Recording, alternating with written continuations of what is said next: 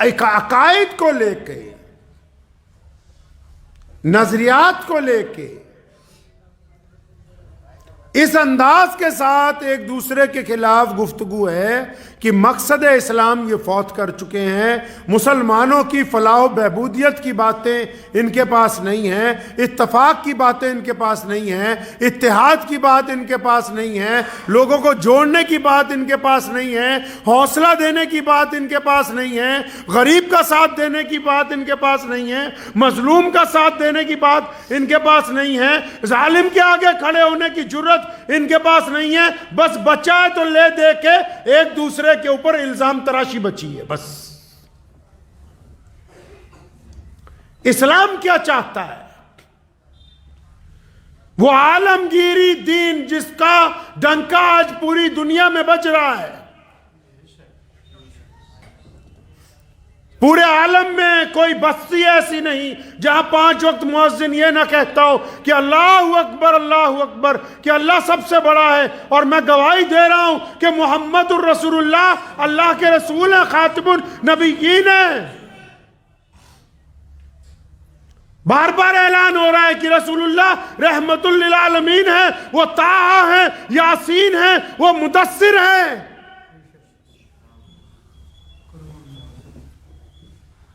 اب یہ بتانے کی بجائے کہ رسول اللہ کیا چاہتے ہیں، رسول اللہ صلی اللہ تعالیٰ علیہ وسلم نے 14 شعبان کی رات کو کیا کیا، اللہ تبارک و تعالیٰ اپنے بندے سے کیا معاملہ رکھنا چاہتے ہیں، اللہ تعالیٰ کن بندوں کی مغفرت کی بات کر رہے ہیں، اب اس کی بجائے فروعی مسائل کو لے کے جو ضروری تو ہو سکتے ہیں لیکن اس حد تک ضروری نہیں کہ وہ مسلمانوں کو آپس میں لڑائیں، اس حد تک ضروری نہیں کہ وہ ایک دوسرے کی دشمنی دل میں پیدا کریں، اس حد تک ضروری نہیں کہ وہ ایک دوسرے کی طرف زہر کی نگاہوں سے دیکھیں، اس حد تک ضروری نہیں کہ وہ ایک دوسرے کی مساجد میں جانے سے انکار کر دیں۔ ایسے کوئی مسائل جو ہیں وہ اسلام کے اندر کوئی اہمیت نہیں رکھتے۔ پیارے نبی حضرت محمد رسول اللہ صلی اللہ تعالیٰ علیہ وسلم کا فرمان ہے، اور خود نبی علیہ السلام نے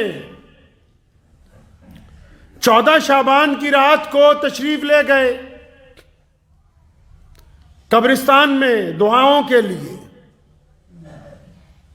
نبی علیہ السلام تشریف لے گئے 14 شعبان کی رات کو دعا کے لیے قبرستان میں۔ اب یہاں یہ بات قابل غور ہے کہ وہ جس قبرستان میں تشریف لے گئے وہاں ان کی والدہ محترم مدفون نہیں ہیں، اس قبرستان میں ان کے والد محترم کی قبر نہیں۔ نبی علیہ السلام نے تو یہ سنت ہمیں بتائی کہ جب جاؤ گے دعا کے لیے تو پوری امت کی مغفرت کی بات کرنی ہے، پوری امت کے جو لوگ جا چکے ہیں ان کے لیے اللہ کی طرف سے رحمت مانگنی ہے، ان کے لیے درجات کی بلندی کی بات کرنی ہے۔ ہم تو اس رات کو صرف اپنے ماں باپ کی قبر پر ہاتھ پھیر کر مٹی لگا کے آتے ہیں، ہم تو پوری امت کی بات ہی نہیں کرتے۔ اور پیارے نبی علیہ السلام تو خاموشی سے گئے، ہم تو موٹر سائیکل پہ 3 بندے اور 50 موٹر سائیکل اور ہائے ہلا کرتے ہوئے جب تک نہ جائیں تو ان کی تو شب برات پوری نہیں ہوتی۔ معاملہ یہ ہے کہ جو اس میں اضافے کر رہے ہیں وہ بھی رسول اللہ کے حکم کے مطابق نہیں ہے، جو اس کا انکار کرنا چاہتے ہیں وہ بھی رسول اللہ کے حکم کے مطابق نہیں ہے۔ کون کہتا ہے کہ 14 شعبان کی رات کو اللہ کی رحمت نہیں آتی؟ کون کہتا ہے کہ 14 شعبان کی رات کو مغفرت نہیں ہوگی؟ کون کہتا ہے کہ بندہ اپنے رب کے حضور کھڑا نہیں ہوگا تو فائدہ نہیں ہوگا؟ بلا شبہ ہوگا۔ امام ترمذی نے اس کا ذکر کیا، نبی علیہ السلام کی احادیث موجود ہے، اس رات کو اللہ سے مانگا ہے، اس رات کے لیے ترتیب دی ہے کہ ہاں اپنے رب کے حضور آؤ، لیکن مزے کی بات یہ ہے کہ جن لوگوں کے یہ رات کام نہیں آنے والی، جن لوگوں کا اس رات سے کوئی لینا دینا نہیں، جن لوگوں کا اس رات کو فائدہ نہیں پہنچنے والا، جو اس رات کو مسجد تک بھی آئیں گے تو خالی واپس جائیں گے، ان کا ذکر نہیں کرنے کے لیے تیار، نہ دائیں طرف والے کرنے کے لیے تیار ہے، نہ بائیں طرف والے کرنے کے لیے تیار ہے۔ کیونکہ ہمیں تو دونوں سے چندہ چاہیے بھائی، ہم مکمل کر دیں گے تو پھر معاملہ خراب ہو جائے گا۔ ہمیں تو بس बिना वजू के मुंह में नौज बिल्ला पान खा के दाढ़ी मुंडों को नात पढ़नी है, जिनको ये भी अदब भी ना पता हो कि मुहम्मदुर रसूलुल्लाह का जब नाम लिया जाता है तो उसका अदब क्या होता है। अदब से बात याद आई कि आलमगीर औरंगज़ेब रहमतुल्लाह अलैह का एक खादिम था, तो वो शहज़ादा, ईरान का कोई शहज़ादा मिलने के लिए आया, तो बादशाह के महल में रात को ठहरा, बादशाह के बिल्कुल साथ वाले कमरे में। तो एक हफ्ता ठहरा तो उसने एक बात नोट की, फिर उसने खादिम से पूछी। खादिम का नाम जो था यूसुफ था, मोहम्मद यूसुफ। तो बादशाह बाज़ औक़ात रात को आवाज देता था यूसुफ, तो खादिम भाग के जाता था, पानी का वजू का लोटा तैयार करके बादशाह के हुजरे के अंदर जाता था। और जब बादशाह हुजूर आवाज मारते थे मोहम्मद यूसुफ, तो ऐसे ही भागता हुआ जाता था। तो शहजादे ने, क्योंकि आलिम था, आया इल्म के हुसूल के लिए था, उसने खादिम को पूछा ये क्या बात है कि जब तुम्हें आवाज मारते हैं ये कह के तुम पानी लेकर जाते हो, पूछते क्यों नहीं, पहले काम पूछना चाहिए, तुम भाग के पानी लेने के लिए जाते हो। तो उसने कहा हजरत बात यह है कि मेरे ये जो मुरब्बी हैं, इन्होंने ये मामूल ज़िंदगी का बनाया हुआ है कि अगर इनका वज़ू टूट जाता है तो मुझे मोहम्मद यूसुफ नहीं कहते, क्योंकि ये रसूलुल्लाह का अदब करते हैं, बगैर वज़ू के लफ्ज़ मोहम्मद ज़ुबान से नहीं अदा करते। कहता जब वजू टूट जाता है, तो जब सिर्फ खाली मेरा नाम लेते हैं तो मैं समझ जाता हूं कि बादशाह का वजू नहीं है और उनको हाजत है वजू की। चले हैं मोहम्मद रसूलुल्लाह सल्लल्लाहु अलैहि वसल्लम का जिक्र खैर करने के लिए, और जो सुनने जा रहा है ना उसने इशा पढ़ी और ना सुनाने जा रहा है ना उसने पढ़ी। 5-10 रुपए 500 के नोट मोहम्मद रसूलुल्लाह की कुर्बत नहीं दिलवा सकते जब तक इन रगों में चलने वाला खून का एक एक जर्रा इस बात की गवाही ना दे कि या रसूलुल्लाह, हमारे माँ बाप, हमारी औलाद, हमारा माल, हत्ता की हमारी जान जो है वो आपके लिए कुर्बान है। जब तक ये खून गवाही नहीं देगा तब तक इश्क नहीं हो सकता।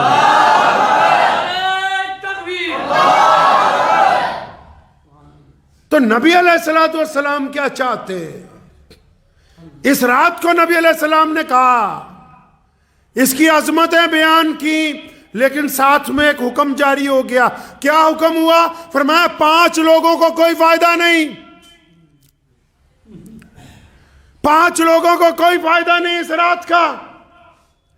जो 5 लोग आएंगे अल्लाह से मांगने के लिए, उनको कोई फायदा नहीं। कौन? फरमाया मुशरिक जो अल्लाह की जात में किसी को शरीक ठहराए। फिर या रसूलल्लाह और कौन? फरमाया चुगलखोर जो बिला वजह लोगों की चुगलियां करता फिरता है। या रसूलल्लाह और कौन? फरमाया मुतकब्बिर जो ये समझता है कि मुझ जैसा तो दूसरा है नहीं, ये मुझसे कमतर है, मैं ज्यादा दौलतमंद हूं, मैं ज्यादा हसीन हूं, मैं ज्यादा आलिम हूं, मैं ज्यादा बड़ा अफसर हूं, मैं ज्यादा बड़ा चौधरी हूं, मैं ज्यादा बड़ा व्यापारी हूं, मैं ज्यादा बड़ा इख्तियार वाला हूं। जिसको तकब्बुर है अपनी जात पे, उसको भी इस रात का कोई फायदा नहीं है।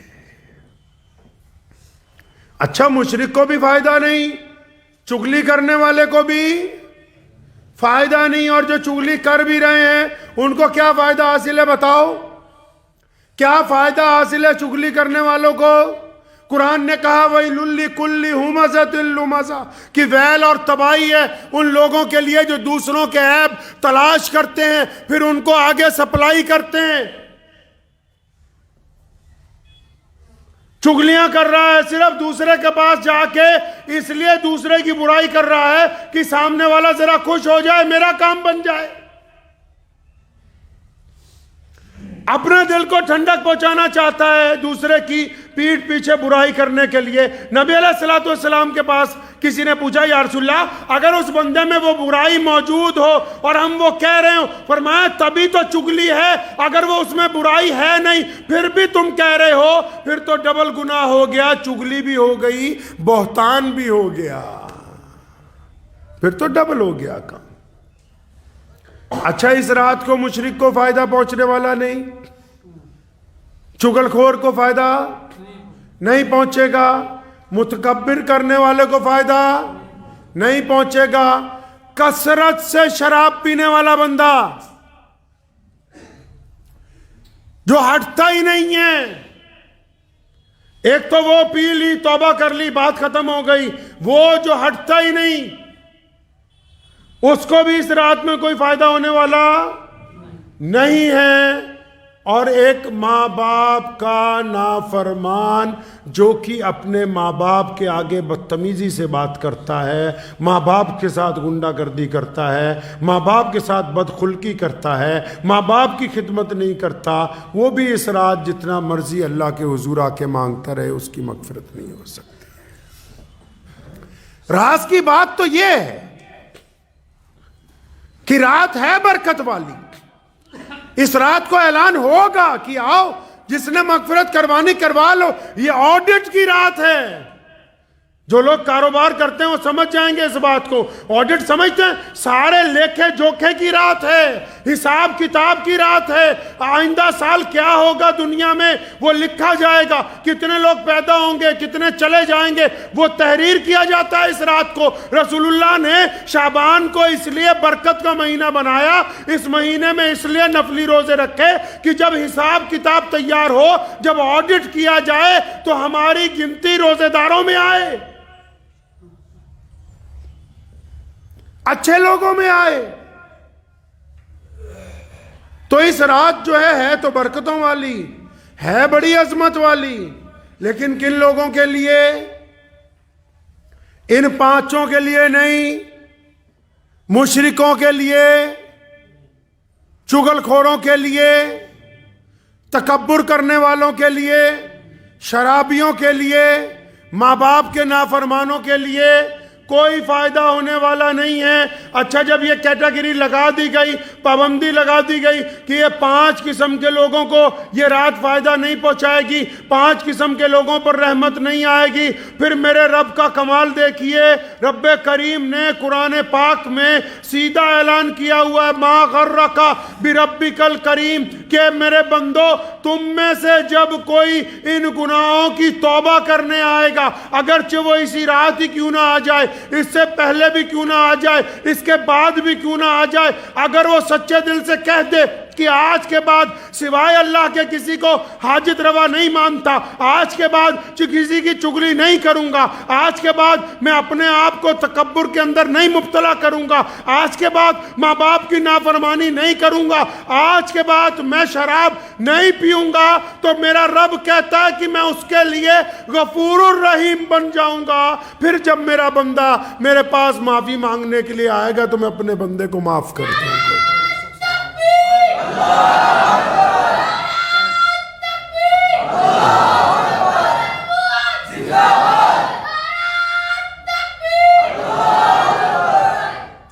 پھر جب معافی مانگنے کے لیے آئے گا اللہ فرماتے ہیں پھر ہم معاف کر دیں گے۔ تو معافی کے متعلق لکھا ہے محدثین نے، اللہ تعالیٰ کا ایک نمازی بندہ، روزے دار بندہ، حاجی بندہ، متقی بندہ، جس نے کبھی کوئی گناہ ہی نہیں کیا، وہ والا بندہ، مخلص بندہ، عبادت گزار بندہ، وہ جب دعا میں اپنے رب کو پکارتا ہے نا کہ یا اللہ میری مدد فرما، اللہ تعالیٰ کہتے ہیں لبیک، بھئی میں تیرے ساتھ ہوں۔ اللہ فرماتے ہیں لبیک کہ میں تیرے ساتھ ہوں، گھبرانا نہیں، تو جو کہہ رہا ہے ابھی کر دیں گے، کوئی مسئلہ نہیں ہے۔ یہ جب بڑے بڑے ولیوں کے پاس، بزرگوں کے پاس لوگ دعائیں کروانے جاتے تھے، یا اب بھی بڑے بڑے بزرگوں کے پاس ہم لوگ دعائیں کروانے جاتے ہیں، اس میں راز یہی تو ہے، جو اللہ کے مستجیب الدعوات لوگ ہیں، جن کی آنکھیں جھکی رہتی ہیں، جن کے دل پاک ہیں، جو حلال روزی کھاتے ہیں، جو کسی سے کوئی مطلب نہیں رکھتے، جو ظالم کے خلاف کھڑے ہوتے ہیں، جو مظلوم کی مدد کرتے ہیں، جو بھوکے کو کھانا کھلاتے ہیں، پھر جب وہ ہاتھ اٹھاتے ہیں یا اللہ، ادھر سے آواز آتی لبیک، کہ بھائی میں تو تیرے ساتھ ہوں۔ پوچھا نا اللہ سے کہ اللہ جب تیرا کوئی نیک بندہ تجھے پکارتا ہے تو آپ کیا کہتے ہیں؟ اللہ نے فرمایا میں آواز دے دیتا ہوں لبیک، کہ بھائی میں تیرے ساتھ ہوں۔ مانگ کیا مانگتا ہے؟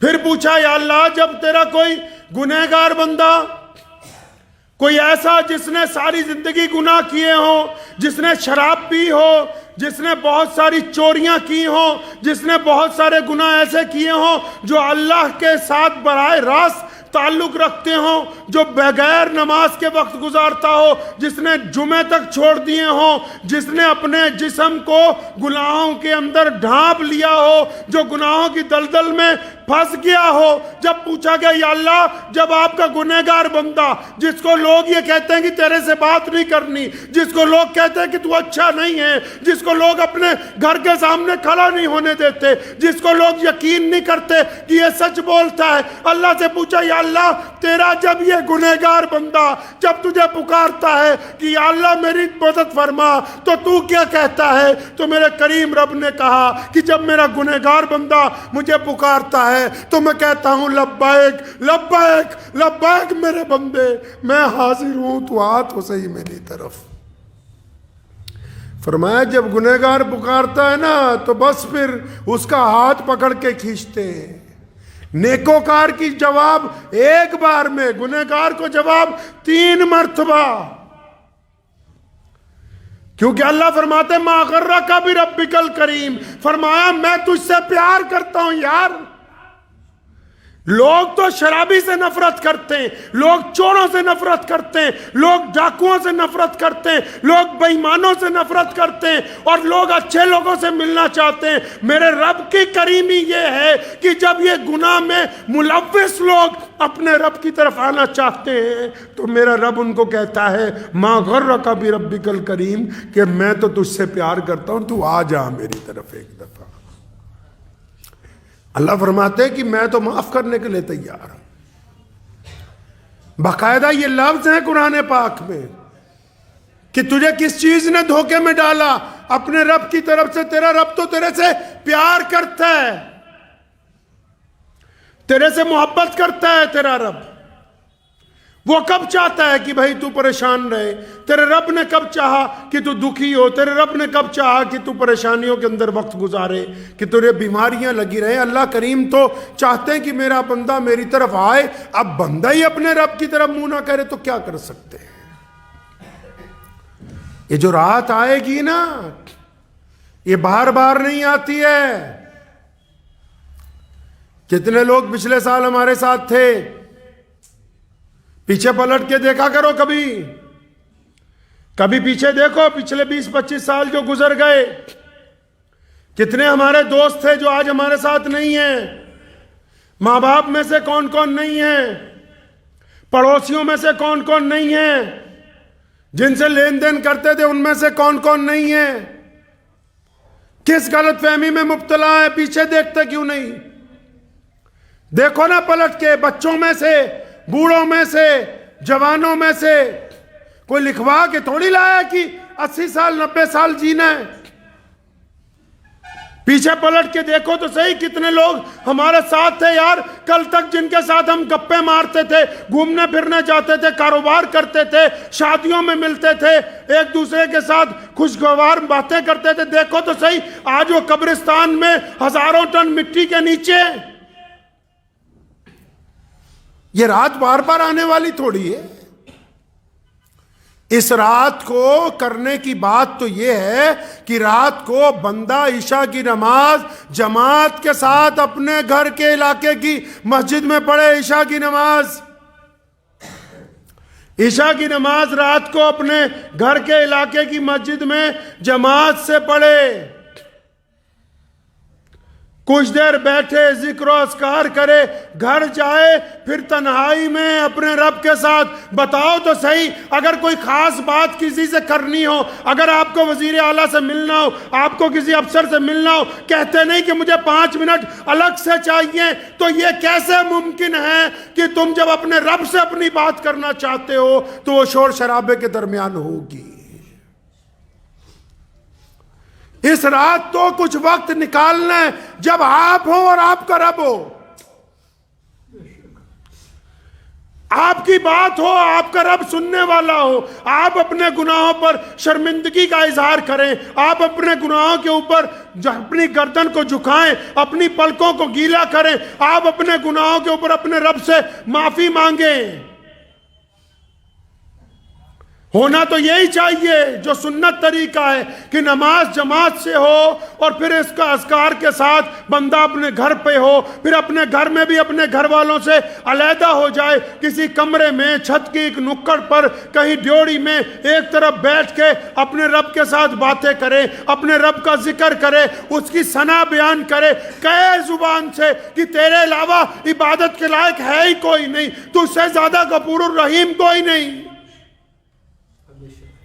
مفسرین فرماتے ہیں کہ جب ایک بندہ اللہ تعالیٰ سے معافی مانگتا ہے نا، اور یہ کہتا ہے تو غفور الرحیم ہے، فرمایا جب وہ یہ کہتا ہے کہ تو غفور الرحیم ہے، پھر جب اس کی معافی قبول ہوتی ہے، جب اس کا درجہ بڑھایا جاتا ہے نا، تو بڑے بڑے اللہ والے پیچھے رہ جاتے ہیں، گنہگار معافی کی وجہ سے اپنے درجے میں ان سے آگے پہنچ جاتا ہے، پیچھے رہ جاتے ہیں بڑے بڑے اللہ والے، معافی کی وجہ سے ان کا درجہ اس سے بھی زیادہ بلند کر دیا جاتا ہے۔ پھر رات کے کسی پہر اٹھ کے قریب کے قبرستان میں جا کے پوری امت کے لوگوں کے لیے، اپنے والدین کے لیے، اپنے بزرگوں کے لیے، اور پھر پوری امت کے لوگوں کے لیے دعا کرے کہ میں اپنے نبی علیہ الصلوۃ والسلام کی سنت کے مطابق آیا ہوں۔ نبی علیہ الصلوۃ والسلام نے دعا کی ہے، اور پھر فجر کی نماز دوبارہ جماعت کے ساتھ مسجد میں ادا کرے۔ جس بندے نے جو عشاء کی نماز جماعت سے ادا کی، رات کو اپنے رب کو راضی کیا، فجر کی نماز جماعت سے ادا کی، اس بندے کو ساری رات عبادت کرنے کا ثواب ملے گا، گرچہ بیچ میں 1-2 گھنٹے اگر اس کی آنکھ لگ بھی جائے تب بھی ساری رات عبادت کرنے کا ثواب اس کو ملے گا۔ اور ایک بات اور کریں اس رات، موبائل سے پرہیز کر لیں۔ ٹھیک ہے اسی میں دین کی باتیں بھی جا رہی ہیں، لیکن یہ اتنا اچھا نہیں ہے، اس سے پرہیز کر لیں، کیونکہ اب یہ چگلی کا آسان ذریعہ ہے، گناہ کا آسان ذریعہ ہے، وقت کو برباد کرنے کا آسان ذریعہ ہے، بے حیائی کو عام کرنے کا آسان ذریعہ ہے، زنا کو عام کرنے کا آسان ذریعہ ہے۔ ٹھیک ہے آپ ہیں اور آپ کا رب ہے، جب آپ اور آپ کا رب رات کو باتیں کرے تو پھر یہ ساتھ میں نہ ہو، یہ ساتھ میں نہ ہو آپ کے۔ جب آپ اپنے رب سے بات کریں تو بس آپ ہی ہو اور آپ کا رب ہی ہو، پھر اپنی حاجتیں اپنے رب کے آگے رکھیں، اپنی ضرورتیں اپنے رب کے آگے رکھیں۔ اس بات کو ذہن نشین کر لیجئے کہ اس رات جو لوگ بیٹھ کر گپے مارتے ہیں، جو بیٹھ کر چگلیاں کرتے ہیں، جو بیٹھ کے ایک دوسرے پر تنقید کرتے ہیں، جو دوسروں کی نماز دیکھتے رہتے ہیں کہ کیسے پڑھ رہا کیسے نہیں پڑھ رہا، اپنی ہو رہی ہے کہ نہیں؟ آپ کو جج نہیں لگایا اللہ نے ایک دوسرے پر، یہ ممبر بنایا اور جمعہ کے دن امام کا ذمہ داری کہ وہ قوم کو بتائے کیا صحیح ہے کیا غلط ہے، ہر ایک آدمی کو دوسرے پر جج نہیں لگایا۔ پولیس بنائی، عدالت میں جج بٹھایا، ہر ایک کو دوسرے پر جج نہیں لگایا کہ خود ہی فیصلے کرتے پھرو سڑک پر کھڑے ہو کے کہ کون حلال کا ہے کون حرام کا ہے، آپ کو جج نہیں لگا دیا گیا کسی کے اوپر۔ یہ جو اپنے آپ میں جج بننے کی کوشش کرتے ہیں، انہوں نے تو معاشرہ برباد کر رکھا ہے، خود ہی فتویٰ کہ فلاں جائز ہے، خود ہی فتویٰ فلاں ناجائز ہے۔ دوائی MBBS ڈاکٹر سے چاہیے، اور دین کا مسئلہ پوچھنا ہو تو پان کی دکان پر ہی بیان کر رہے ہیں منہ میں تمباکو لے کے۔ دین کا مسئلہ پوچھنا ہے تو علاقے کے بڑے کسی عالم دین کے ساتھ رجوع کرنا چاہیے، جا کے اپنی بات بتانی چاہیے۔ یہ کیسے ممکن ہے کہ دوائی آپ MBBS ڈاکٹر سے چاہتے ہیں اور دین کے فتوے آپ ایک دوسرے کے ساتھ خود ہی بیٹھ کے دے دیتے ہیں؟ یہ ممکن نہیں ہے۔ وقت بھی ہو گیا ہے، گفتگو آج بہت ساری کرنی تھی، ملک کے حالات کے اوپر بھی کچھ گفتگو کرنی تھی، انشاءاللہ آئندہ جمعے ہوگی اس کے اوپر تفصیلاً گفتگو۔